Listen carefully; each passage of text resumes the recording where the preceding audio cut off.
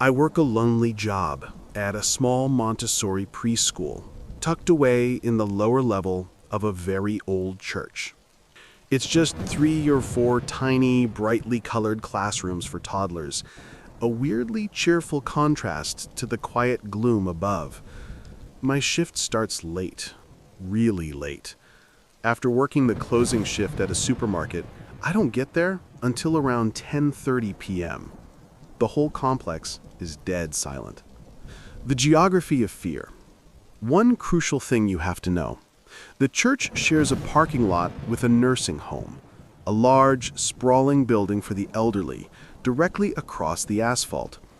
I won't lie, this place is a magnet for weird, creepy energy. Things move, doors creak.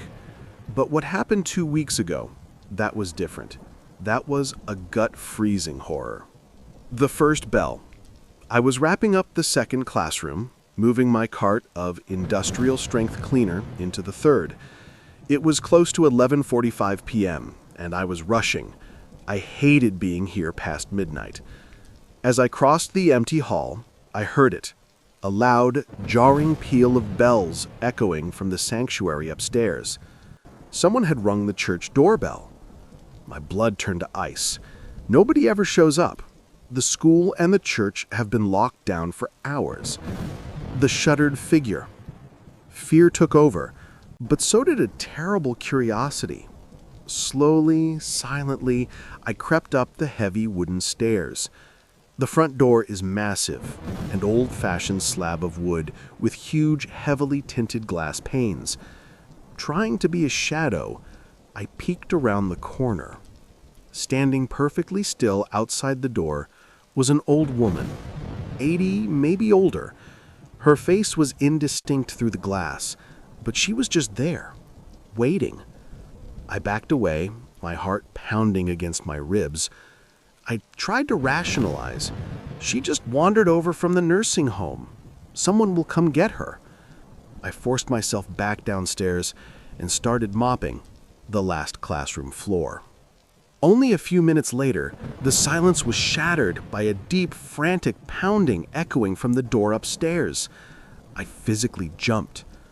I froze, listening. The pounding stopped, and then I heard her voice, strained and high-pitched. She was yelling something I couldn't make out. I had to know. I crept back toward the stairs.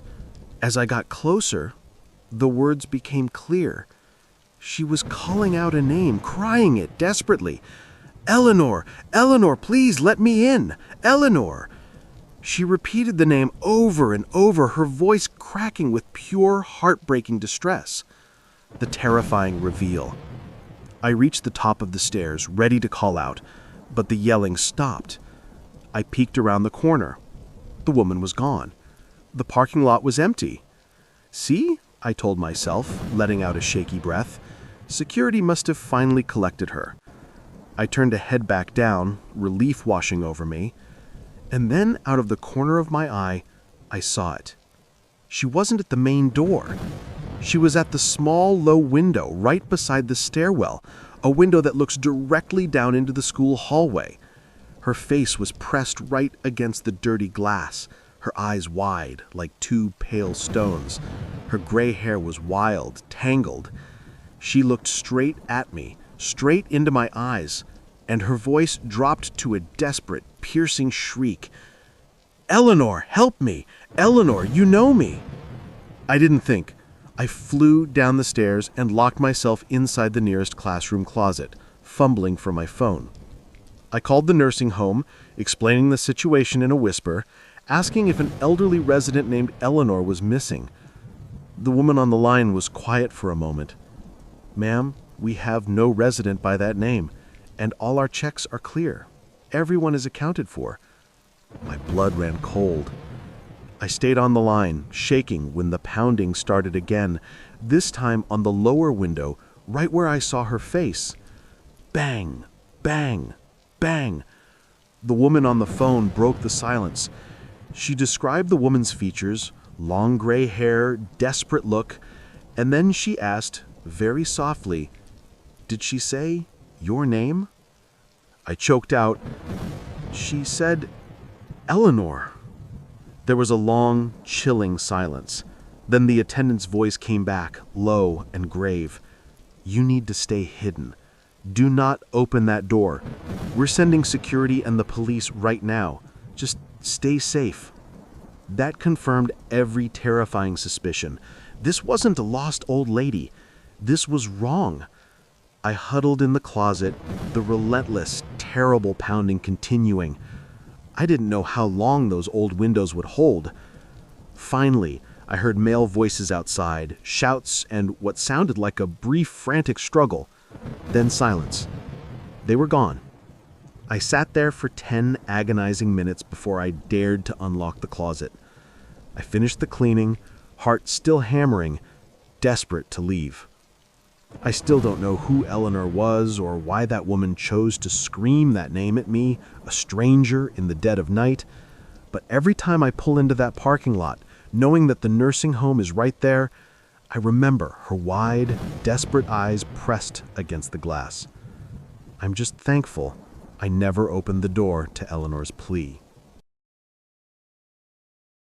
I quit the night shift at the old Highway 99 pit stop a year ago. But some nights, I still smell the stale coffee and that cheap gasoline, and my stomach drops out from under me. Everything I saw, everything that happened, is still right here, burning. I usually took the Friday and Saturday graveyard shifts. You know how it is. It wasn't boring because nothing was happening. It was boring because you were playing a game of pure, desperate vigilance against sleep. My only company was the hum of the fluorescent lights and the occasional lonely customer. This happened around 2 a.m.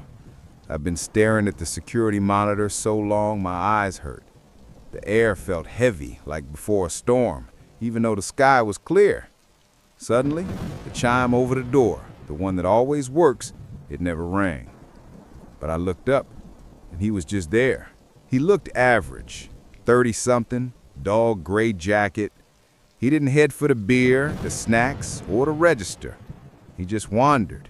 He drifted down every aisle, not looking for anything, but looking at everything. His eyes weren't focused. It was like he was auditing the silence. And there were no cars outside. None. I went cold. I've dealt with weirdos, but this felt wrong. He circled back, paused by the counter, and then he just looked at me, a long, empty look, and said, very clearly, "I appreciate the silence." And then he was gone, walked right back out the door. The chime didn't ring when he left either. I told myself he was a weirdo, a drunk. I tried to focus, started stocking the chips, and that loud crinkling noise helped me feel real. Maybe 20 minutes passed. My back was to the door, deep in the salty snack aisle, when a shadow fell over me. I spun around. He was back, but he wasn't the same. He was wearing a thick, black, hooded sweatshirt pulled tight, and his hands were shoved deep into the pouch pocket. My heart seized up. I hadn't heard the door. No chime, nothing. Just his presence. The absolute chilling silence of his arrival. It clicked. The first visit wasn't a shopping trip. It was a survey. He had come to scout the layout, to know where I was, to understand the silence. I saw the bulge in his pocket. It was heavy. It was definite. I backed slowly toward the register, throat tight. I had to break the script. I had to let him know I remembered him.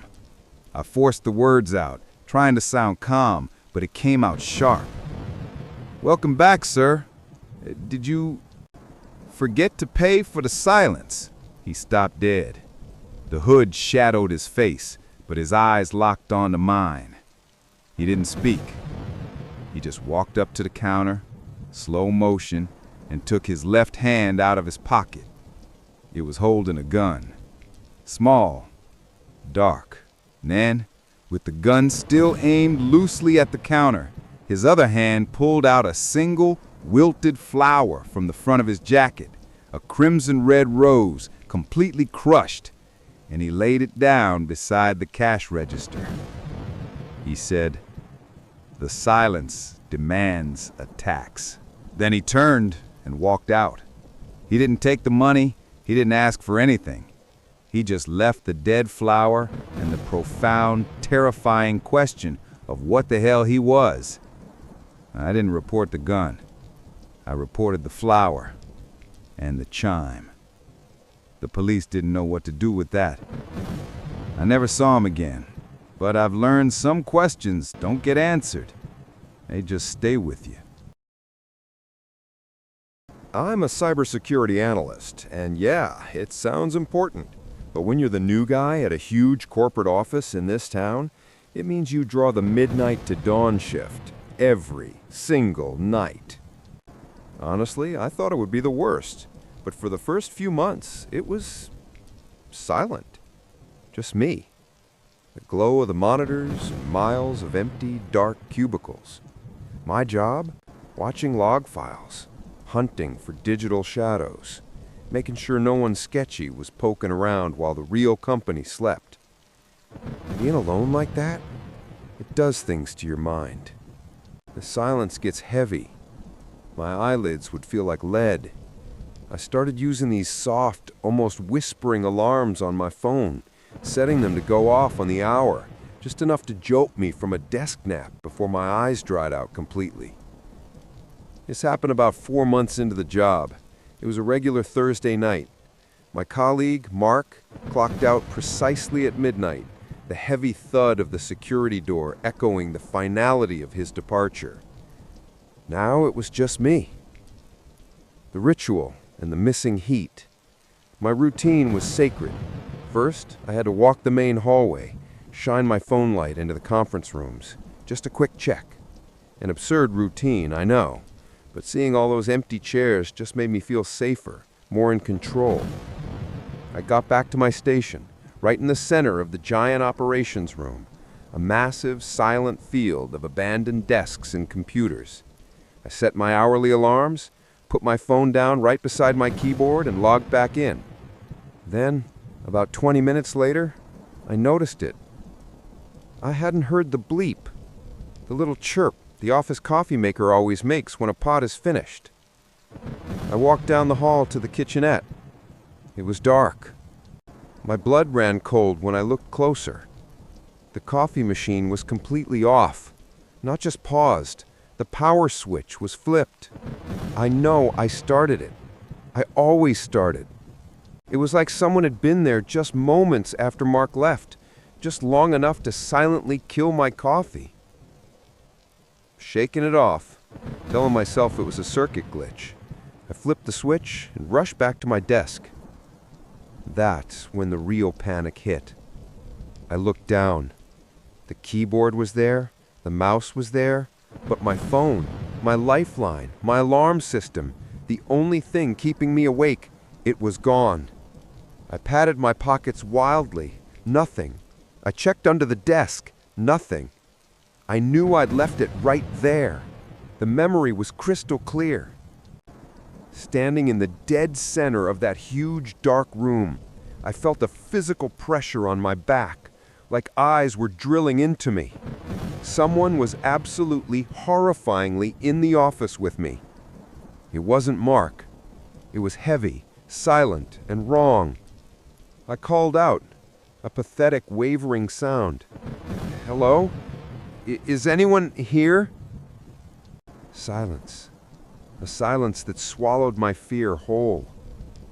Then, from the absolute farthest corner of the room, behind a stack of old server boxes, shuffle.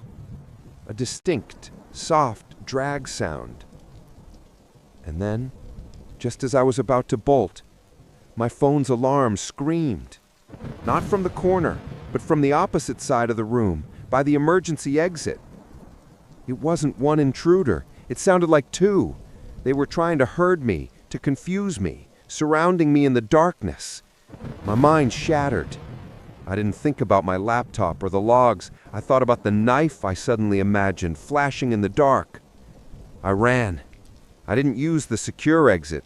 I smashed the emergency bar on the secondary door and just flew out into the night, across the street, until the harsh neon lights of the 24-hour gas station finally seemed real. The police arrived so fast, they found him almost immediately. A man. Not two, just one.